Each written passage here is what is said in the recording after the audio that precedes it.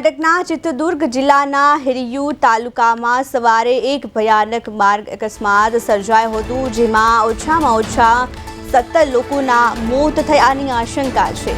આ દુર્ઘટના રાષ્ટ્રીય ધોરીમાર્ગ 48 પર ગોલાથુ ક્રોસ પાસે બની હતી, જ્યારે એક સ્લીપર બસ અને સામેથી આવતી ટ્રક વચ્ચે જોરદાર ટક્કર થઈ હતી।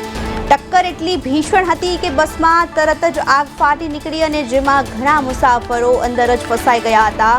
મુખ્યમંત્રીએ મૃતકોના પરિજનોને 3 લાખની સહાયની જાહેરાત કરી છે।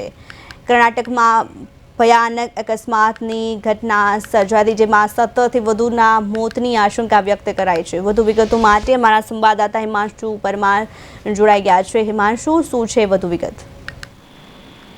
જે પ્રિયલ, કર્ણાટકના ચિત્રદુર્ગમાં જે મોડી રાત્રે ગઈકાલે જે સ્લીપર બસમાં જે ટક્કર થયા બાદ જે આગ લાગી હતી અને આ આગમાં જે બસમાં સવાર 10 થી વધુ લોકો હતા તેઓ જીવતા બળી ગયા હતા અને તેમનું મોત થયું હતું। અને જોકે જે આંકડો છે તે વધી શકે તેવી શક્યતાઓ છે। અને આ અકસ્માત છે નેશનલ હાઈવે 48 પર હિરિયુર જે તાલુકો છે ત્યાં થયો હતો અને બસ બેંગ્લોરથી જે ગોકર્ણ જઈ રહી હતી અને બસમાં 30 થી વધુ જે મુસાફરો હતા તે હોવાની જે પ્રાથમિક માહિતી છે। અને સાથે સાથે જે દેશના વડાપ્રધાન નરેન્દ્ર મોદી છે તેમના દ્વારા જે અકસ્માતમાં મૃતકો છે, મૃતકોના પરિવારજનોને 2 લાખ રૂપિયા અને જે ઘાયલ થયા છે તેમને 50,000 રૂપિયાની જે જાહેરાત છે જે આપવાની છે તે જાહેરાત કરવામાં આવી છે।